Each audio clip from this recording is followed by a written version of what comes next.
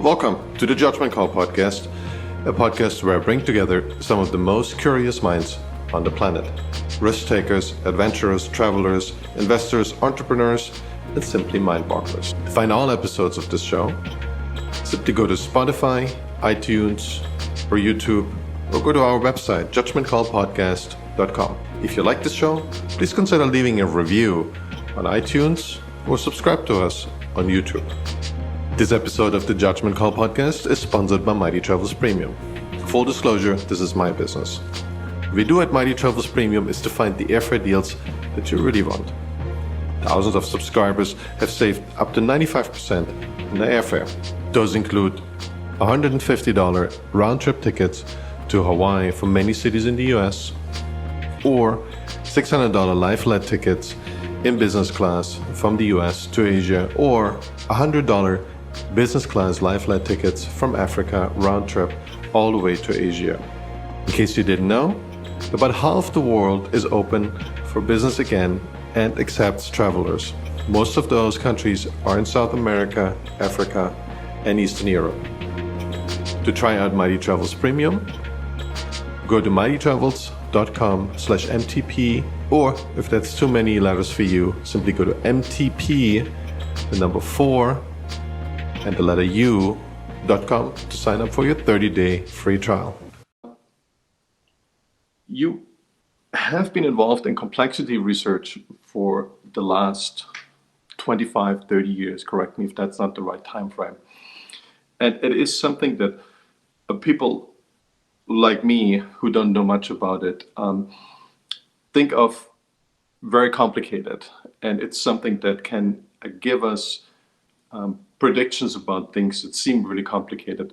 But what is it actually about? Maybe you can help me understand it better. The main thing is that complexity science is about the breakdown of the mathematical tools that we use for science. So calculus and statistics are let's call them mathematical languages or platforms, and they don't describe everything that we want to describe about the world. So this is not widely appreciated, but the point is that when you get to questions that you want to answer that calculus statistics don't answer for you, you have to build new mathematical frameworks, and that's what complexity science is about. So it was discovered in 1970, well, not 1970. The solution in 1970 was developed for a problem where the most general mathematical description within the context of calculus and statistics was written down. It was wrong, describing phase transitions like boiling of water. And in order to solve that problem, Ken Wilson developed basically new mathematical framework. And in the context of sort of the way you're thinking about it, when you have a system that is complex, you really need to focus on what matters, because otherwise you can just get lost in detail after detail after detail without end, or you're pointing at the wrong things. So the ability to identify what really matters is a key aspect of understanding complex systems. And calculus and statistics don't tell you how to think about that. And basically what this new math is, it's called renormalization, that does that.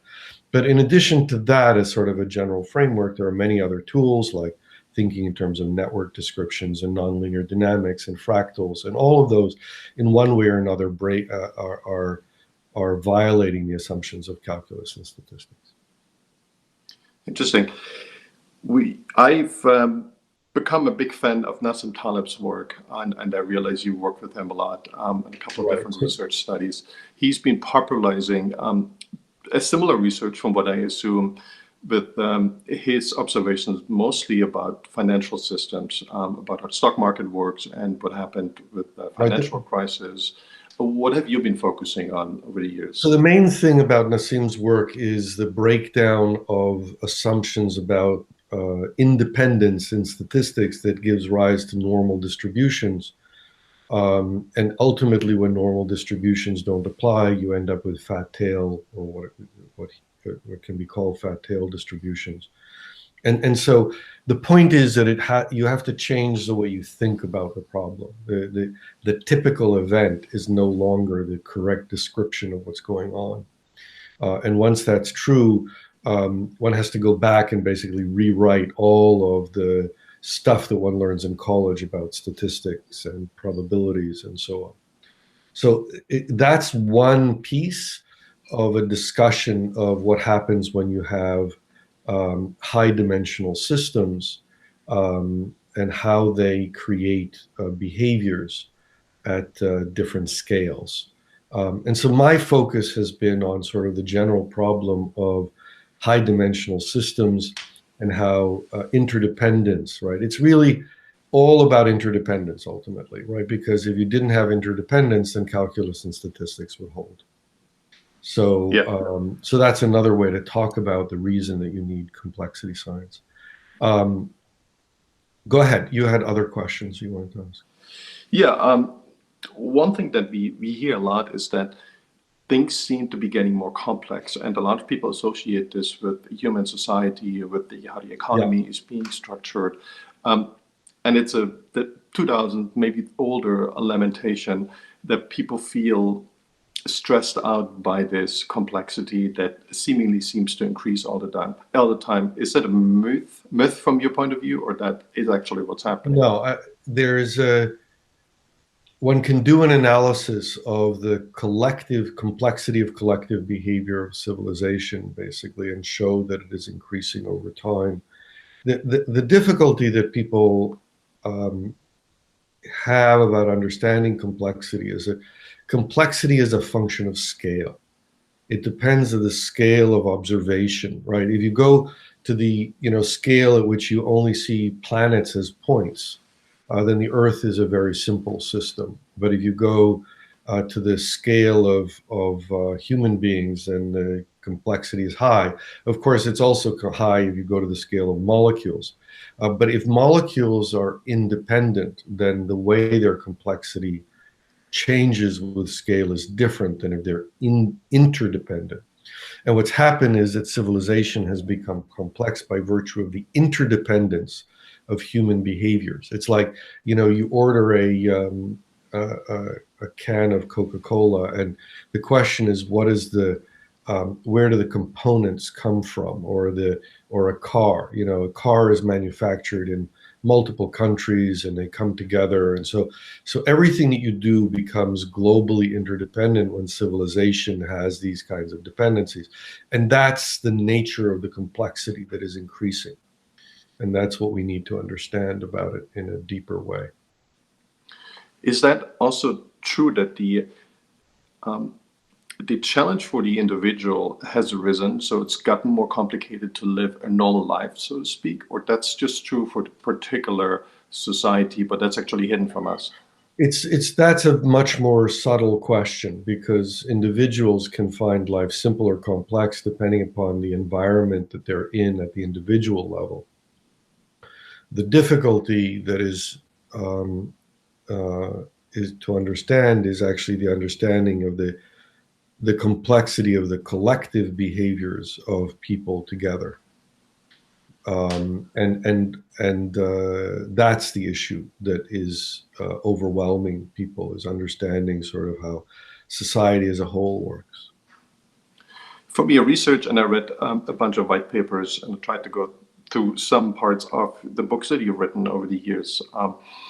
What I found really interesting was one particular section where you talk about the higher, as more complex a problem is, as more complex the organization or society that is able to solve this. And simple hierarchies that we used to have, like a monarchy or the Roman Empire, they were inherently limited because the societies that they can produce, when we look back now, they were too simple to solve complex problems. And that's in the end why they failed to solve these complex problems that were presented themselves to them. Yeah. Have we? The main problem is, just to say it in a language that's clear, if the collective behavior of human beings is more complex than an individual, then an individual can't specify and cannot control the collective behavior of those individuals. And we've passed that threshold. which is a statement about the failure of hierarchical organizations in business and in society, including governance structures. And that's a problem of complexity. Just to jump forward in terms of the conversation, ironically, pandemics are not that complex.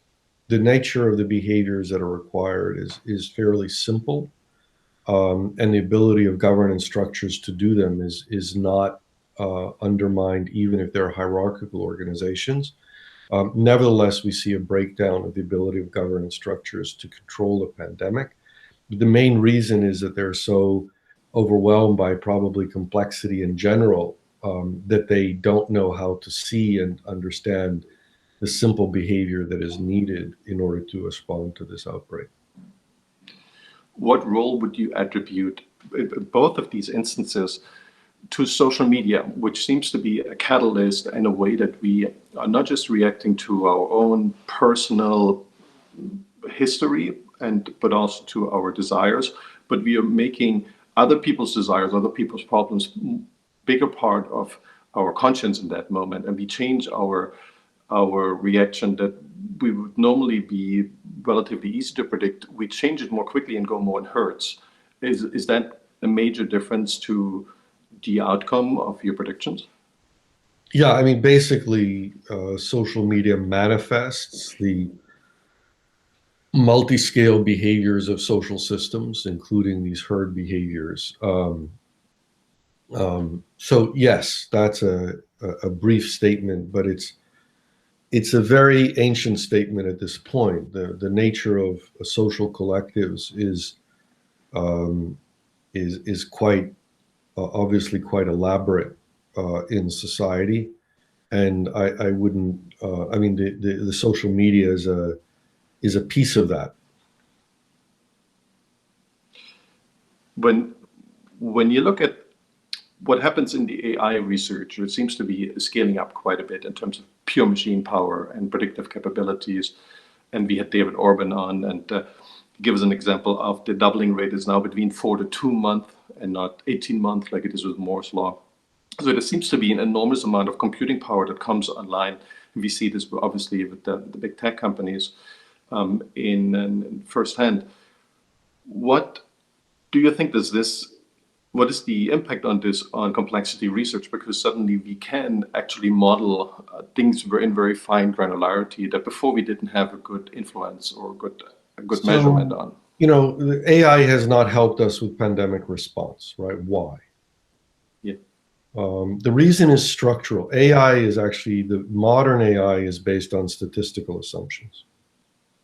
And as I said, complexity science is all about the fact that statistical assumptions don't actually apply in the real world. And the reason that AI is based upon, you can understand that because AI is trained by huge amounts of data. But complexity is multiplicative, it's exponential. And the AI assumptions are basically additive in the behavior of the system. So the point is that you can have huge amounts of data and you cannot use it to describe complex behaviors because you would need exponential data in the variables of the system, which you can never get. So that actually is a description of the limitation of the AI frameworks that are being used today. Yeah. And in some senses that need to be discussed in more detail, but time is short to do this now. The human brain actually is designed around a different architecture. It's designed around a non-universal architecture that allows different people to be outstanding at different things. And that is a multiplicative architecture. And therefore it enables us to do things collectively, individually first, and then collectively, that AI, current schema of AI, is unable to do. So in principle, you know, my analysis historically has been that human civilization is going through a transition where human collectives are able to do exponentially or multiplicatively complex things. And ultimately, AI, the way we're thinking about it, is not able to do that. AI is really just now being able to do very basic pattern recognition tasks, which a 2-year-old could do. And then there is this leap of faith that you can go from there into what human beings do in general. And it's just not the right framework. It's like, it's this 1, 2, 3, infinity kind of projection. Like, I can go up in steps, so I can also get to the moon. That's just not the way science and advancement of understanding works. That doesn't mean that what AI isn't doing isn't important and powerful and relevant to social change, all of which is no doubt true. But the main thing that we're facing right now is a transformation of society itself.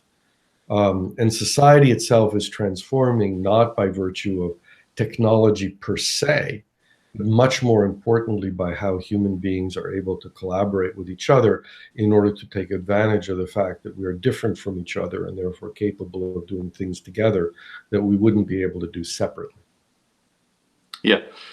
And I think I can already guess the answer, when you project this forward 20 or 30 years, a lot of people talk about the singularity and how it will impact and how hard it is to see through this moment. That's why they call it singularity, because we have access to so much sheer computing power and it's so cheap. It's all about human beings. Mm-hmm. It's not about computing power. Computing power, it's like,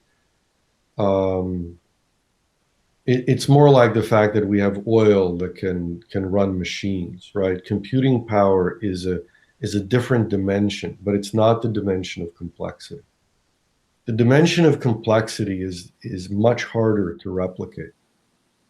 It's something that in the meantime, computers and computation and AI are not able to do, despite the belief that they can. It's really about people changing, not people changing individually, though that's also true. It's mostly about people changing and how they function together. Yeah. So, and this ability to do that requires consciousness. So what is the part that is intrinsically impossible for machines to get to? We can talk about consciousness. This whole consciousness business has been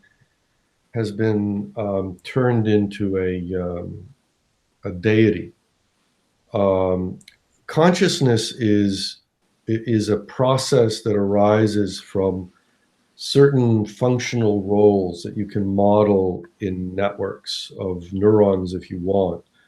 It's not been done in the process of AI, but that's because it's sort of in a different direction. It's like what you need to do is have emergence of combining two different processes together.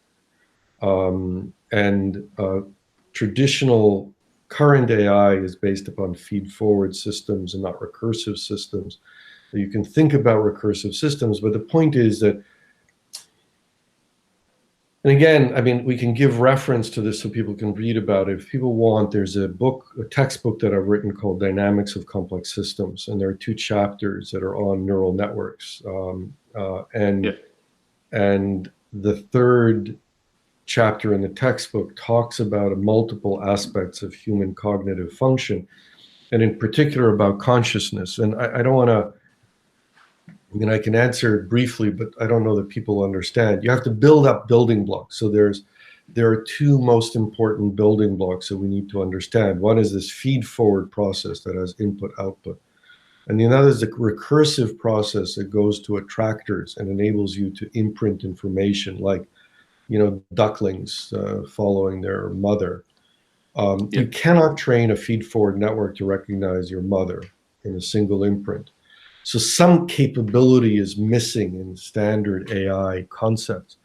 And the answer is you have to think about these different kinds of capabilities and then combine them together in order to get a model of what I understand, at least, consciousness to be. But it's an emergent property. It's not a micro scale or quantum gravity concept. It's just a process that arises when you have certain ways of combining things that are dependent on each other.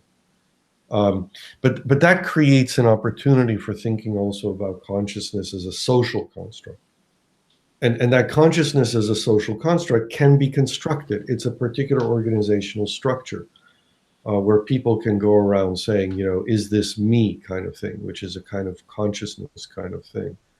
But way too much to talk about in a short conversation. That's kind of a longer conversation. But the basic idea is, again, the following. We have a societal transformation. But going back to the end statement that I would make, we're kind of blowing it with the pandemic, right? If you think about, even, the complexity of development of a human being from a fetus, right? You can say, hey, that fetus is going to grow into a human being. It's going to be a thinking capable. It's going to be able to do all of these things. But you can get a stillbirth, and then you don't have anything. And right now, human civilization, as far as I understand it, is at risk. So we don't necessarily make it through this transition. What do you think? What you would expect of human society? You sound like you have much higher expectation than what's the well. I mean, state we have to of be able to deal with challenges. We're in a death spiral with this pandemic, and if not this pandemic, then the next one, right? Because, the reason why I got involved in pandemics was because I did an analysis that showed that if you have too much global transportation, that you end up with extinction. You go from local outbreaks of diseases to global extinction. And the alternative to that model is surely not to be passive, right? Because if you're passive, that's exactly what happens. You go into this extinction. There is an alternative that if you're able to have collective behaviors that are able to respond to a pandemic, then they can stop it. And we know that we can do that with this pandemic, but what's happening actually is that the society is choosing to be passive. And that passivity guarantees, right now, it's with all the variants, it's guaranteeing that we're going to have, endemicity, which means the virus is going to be circulating in the population. It's going to end up progressively creating new variants.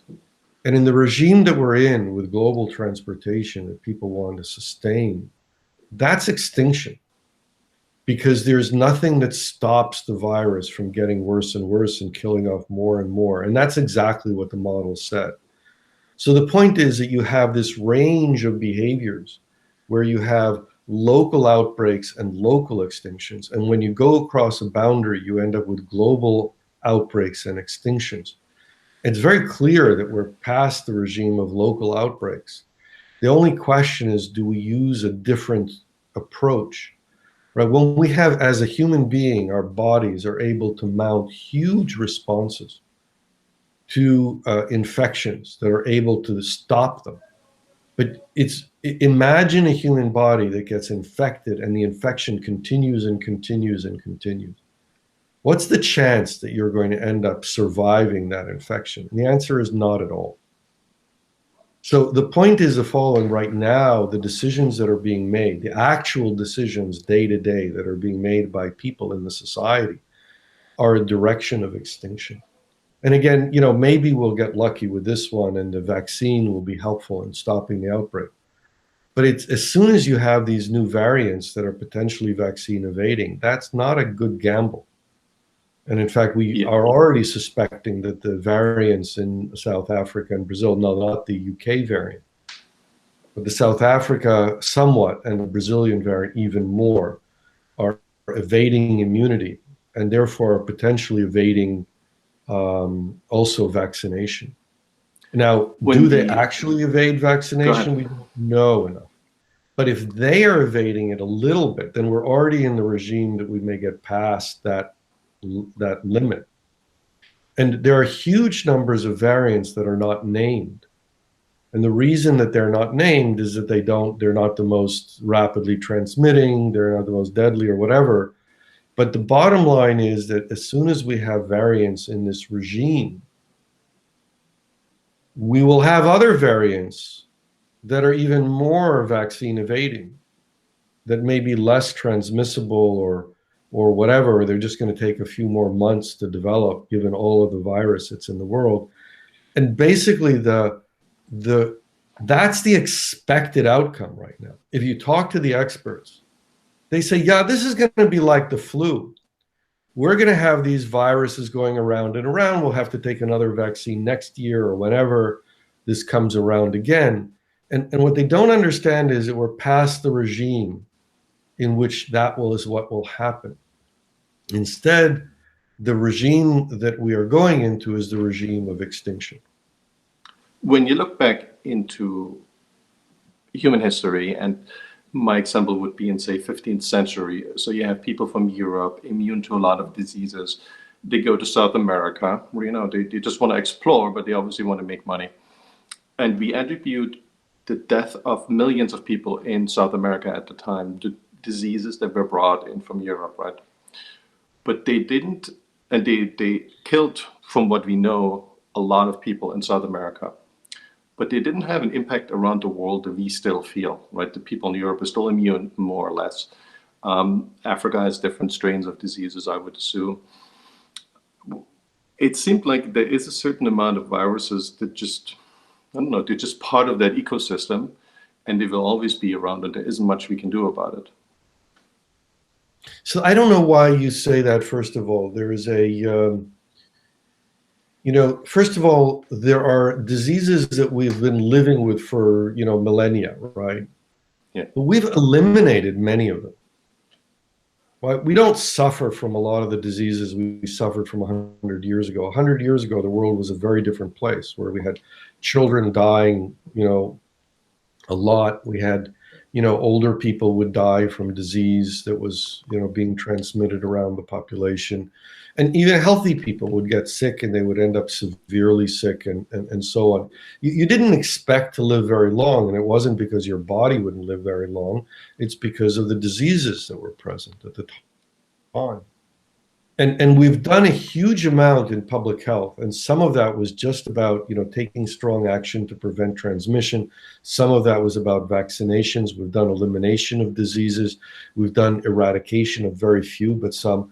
And then there are zoonotic diseases. These are new diseases that we haven't lived with, but they're animal diseases. And in general, they're much worse than the human diseases, because they are,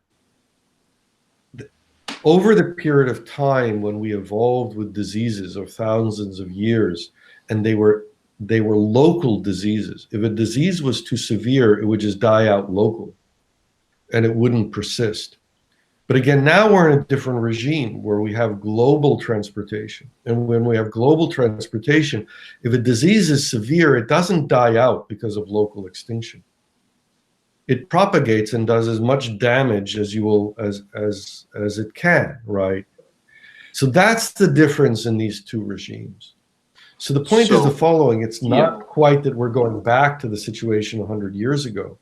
What we're going to is a situation where diseases that are new diseases are not going to be stopped by the natural dynamics of what's happening. And so the question is, are we going to choose to stop them from happening? Yeah, and so we have an that alternative, right? You implied that earlier. What should we do instead? Well, we have we know how to stop the coronavirus, right? We know that we can stop it. China stopped it. Australia stopped it. New Zealand stopped it. Everyone else is, much of the West is going around saying, let's try to live with this virus. And it doesn't really work well, right? That's what these yo-yo lockdowns are about. We've been in lockdowns for a year in much of the world, and everyone's complaining about the lockdowns. But what they don't understand is that the lockdowns are because we haven't decided to get rid of it. If we decided to get rid of it, we would do one lockdown. It would take 4 to 6 weeks, and we would be over it. And that's what Australia and New Zealand did. So the point is, that's what I expected early on in the pandemic, right? So when I looked at the initial figures, and I was really worried about the virus, I expected something that looks like China, but immediately I knew that the U.S. and the way the U.S. and I grew up in Europe. I thought Europe can pull it off, maybe. but I never thought the US can pull it off. It's just not structured that way, right? So I think we wanted it, and especially San Francisco, I think, was the first county that shut down. But it wasn't, literally, it was takeout food instead of going to the restaurant. I think that's the only thing that, in my mind, really exemplifies this lockdown. Everything else was going on more or less like normal, unless people opted out and stayed home, right? And that's really odd because it cannot burn out, as you say. Do you think we still have a chance to do this crazy lockdown? Like literally we stay home, nobody moves for 6 weeks, and then we get to the same result? So the answer is, my role as a scientist is not to say what will happen. You asked me about our ability to understand society. And the answer is, I can't, at this point in time, make a model of society. What I can do as a scientist is say what the choice is and what the consequences are of the choices that we have available to us.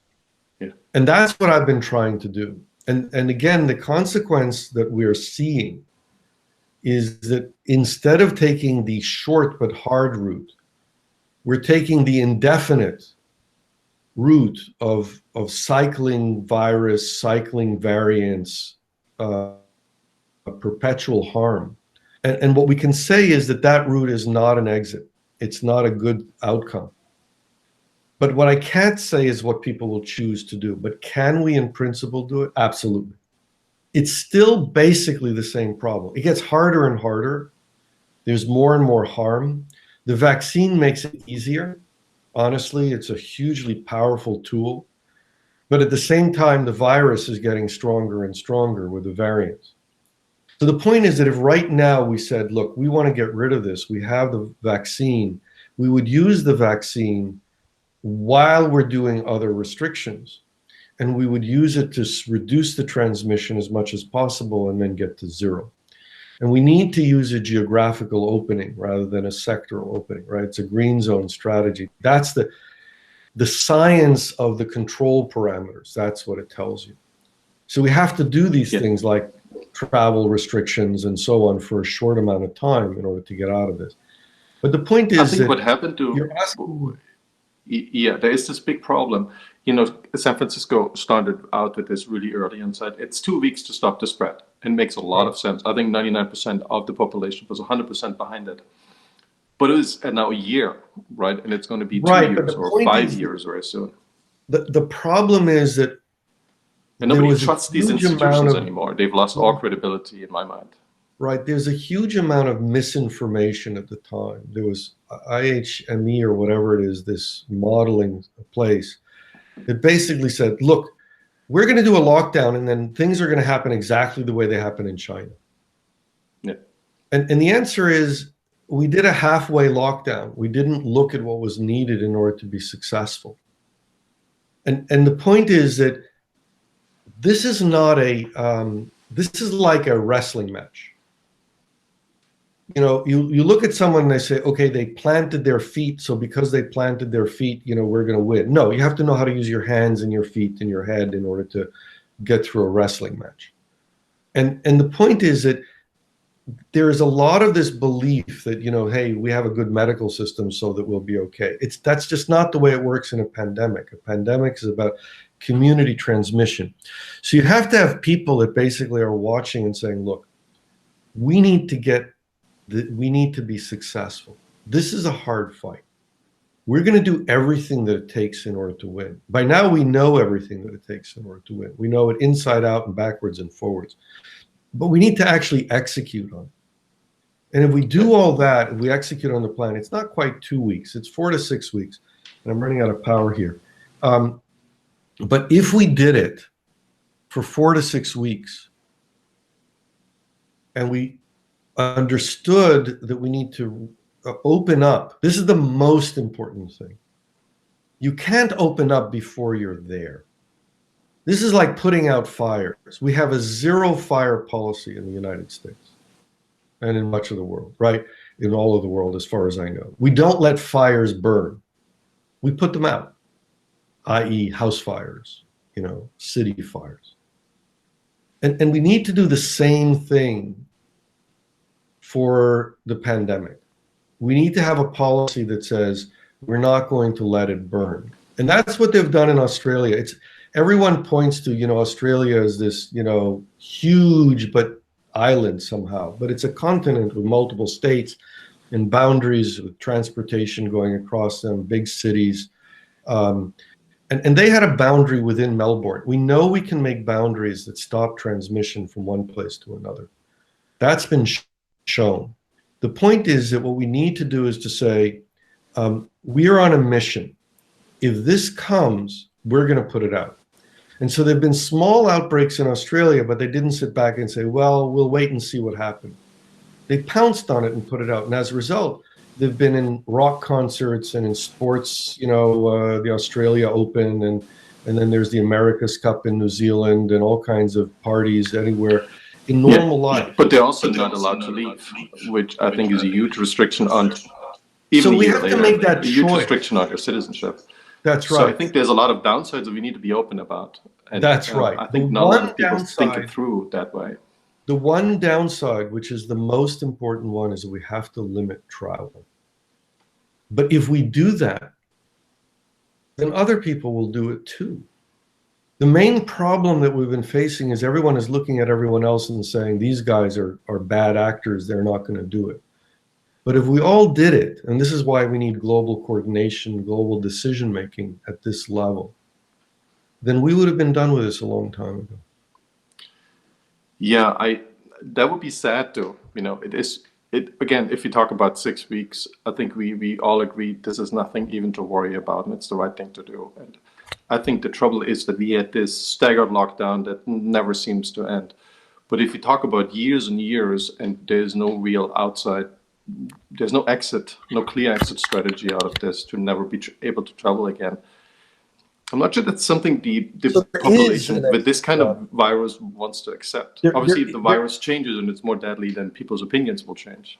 But once you suppress the outbreak, there's actually multiple exit strategies. One of them is just, continually expanding the areas that are without the disease. Atlantic Canada doesn't have it. Quebec could do it. And then, Vermont could do it. And then, Massachusetts could do it. So we can go progressively in that direction and take advantage of the fact that other places are without the disease in order to travel. But you can also take advantage of the fact that you have the vaccine. So right now we're trying to take advantage of the vaccine. But if we are aimed for elimination, it makes it much easier. And in particular, if we're aimed for elimination, we wouldn't have the variants. There's no Australian variant. Yeah, what's interesting is that a bunch of countries in Asia, they basically only had travel restrictions, and even those were coming in pretty late. And they seem to have, at least to our knowledge, very little COVID clusters. So I'm talking about Japan, which is probably on the high side, but we talk about Korea and Taiwan. And that's pretty interesting, right? Japan has controlled its outbreak, and Japan and Korea have not done as good a job as China and New Zealand, Australia, Taiwan, Thailand, and Vietnam. Yeah, but they never had a 6-week lockdown, from what I can understand. Right. So the point is that they did better at the control, but they didn't get rid of it. And so Japan has had 3 major outbreak waves. And now the second largest party is saying that they should go to elimination. The point is that elimination is a different outcome because you don't have the restrictions anymore domestically. Yeah. So you can talk about the fact that you still have restrictions internationally. And you say, hey, that's a big restriction on the population. I can't hop on a plane and go to South Africa or wherever I want to go. But at the same time, you can go to the local bar and meet with your friends and have a good time and go, have a touch game of whatever it is, and you can go visit your friends wherever you want to and your family, as long as it's within the area that you've achieved the elimination. So the whole life, if you think about most of what life is about, if you achieve elimination even locally, much of life is normal. And yes, so you can't hop on a plane and go to Mexico for a weekend or something like that. But that's a very different level of restriction than not being able to get together with your friends or your family.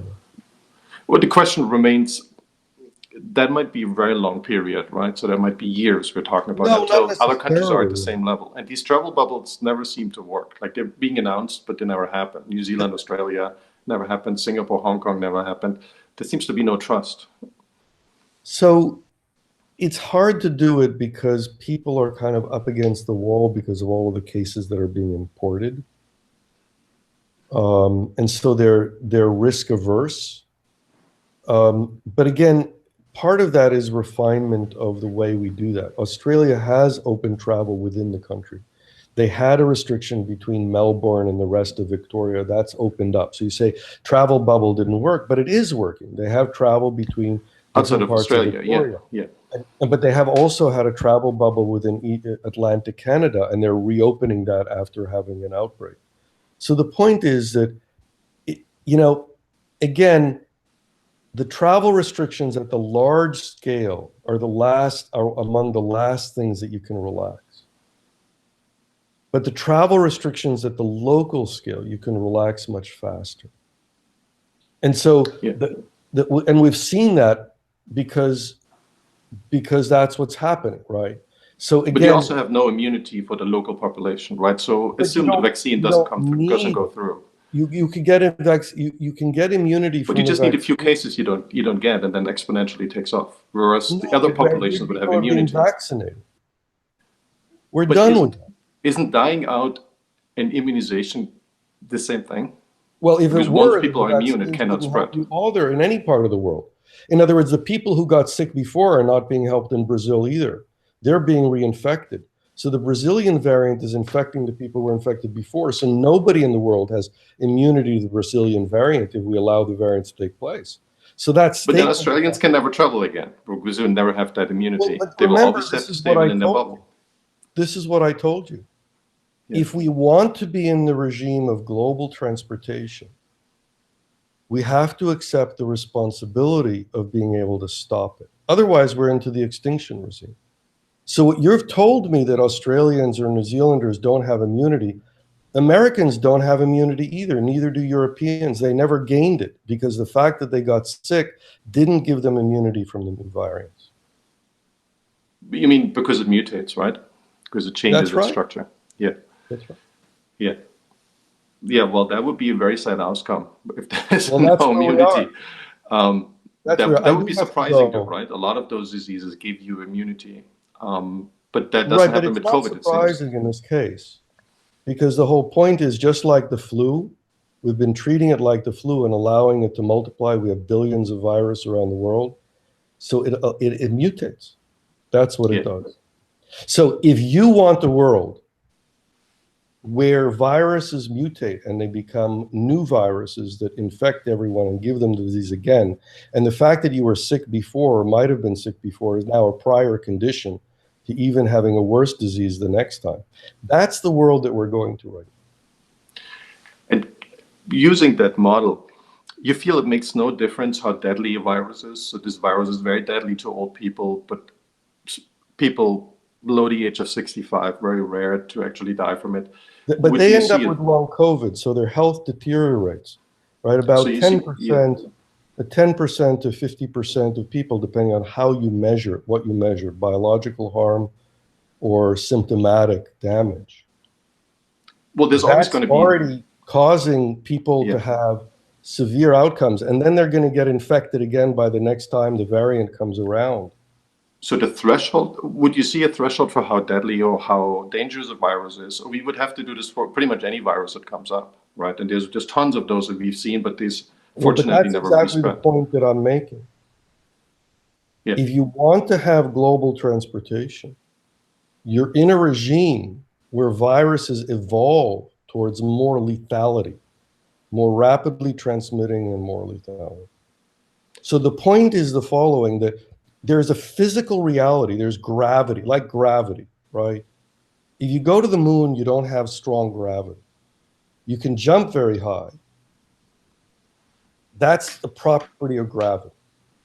Yeah. As soon as you have global transportation, you're in a regime where if you don't act to stop viral transmission, just like the body, right? The body has an immune system that attacks viruses. and does so aggressively in order to stop them from transmitting. If you don't do that, you'll die. But we have 2,000 years of global transportation, granted much slower and No, the no, path no, much no, smaller. no. This but it's is been why around. the regime changed. There's a phase transition.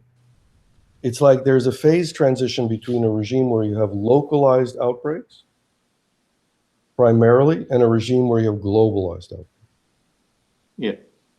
So it's not a smooth process. In other words, it doesn't just get worse a little bit at a time. It goes from a situation where you have local outbreaks to a situation where you have global extinction. So run me through what would be the best case scenario. So see, there's a new virus. Let's forget about COVID for a second, but there's a new virus that's maybe slightly more deadly, or it's exactly the same, but it's a different thing, a different way the body responds to it. What should we do? You know, what should you do is a choice of whether you want to live or die. Okay, what would be your prescription if you can be the global doctor, so to speak? No, wait. I mean, let's be clear. You have a choice, right? You can do different things, right? People have a choice. They stand on the edge of the cliff and they sometimes fall off, right? So people make all kinds of choices. But if you have long-range transportation beyond a small amount, so if we have flights from here to from the U.S. to China, to Moscow, to Brazil, to Melbourne, right? Then the situation is that if you don't respond quickly and stop diseases from propagating, you're toast. So what I'm trying to get at it, so we have a new virus, so we should shut down everything for 6 weeks, right? Whatever the incubation period it depends is. very much. Some diseases, you have to understand that different diseases have different properties, right? Understood. Yeah, but I'm just trying to get a framework, right? So the incubation time is 2 weeks. We should make sure it's 8 weeks. It would have been enough to do 2 weeks. It would have been enough to do 2 weeks. It's only once it becomes embedded in a particular place that you have to do 6 weeks. Well, I think when we realized what's going on in March, we had community spread in tons of different places all over the world. No, but it was, if you detected responded or not quickly, it wasn't going to be. The point is the following. There are huge numbers of assumption. You're bringing me back to a year ago, and it's just really not, it's fine. You want to talk about. A year ago, I warned in January that we had a choice, and people made all kinds of assumptions that once the disease is someplace, you cannot get rid of it. And we know that we can get rid of it. Yeah. So the only thing that we needed was a 2-week period of time during which we would identify where cases would be. When you say that there are cases in different places, it's true, but they're not everywhere in those places. Yeah. So for example, they might have been in a particular place in Seattle, and they might have been in a particular place in New York, but they weren't in Rochester, or they weren't in Atlanta, or they weren't in Minneapolis, or they weren't in some other place. So what China did when the disease started, which is not a dictatorship type of thing, it's the right action for responding to a disease, is they froze everything until they could identify where cases were. And once they identified where cases were, they were able to respond to it differentially in different places. So what you want to do is you want to have the awareness. This is like another way to think about it is you can be a plant or an animal. We've acted like a plant. We take the hit. Plants have no awareness, no consciousness of what's going on around them, no ability to react to what's happening. So ideally, if I may sum this up, ideally, because it's a 2 weeks incubation time, the whole world should have stopped for 2 weeks, and that would have been it, right? Because it needs to be synchronized. Yeah, we should have done that. I think everybody tried, but somehow it didn't work. Maybe we should just get the message out and do it. That's right. We should get the message out and do it. Yaneer, thanks for doing this. Thanks for taking the time. Really appreciate that. Thank you. Thanks for being on the podcast. Take care. All right, talk soon. Bye-bye.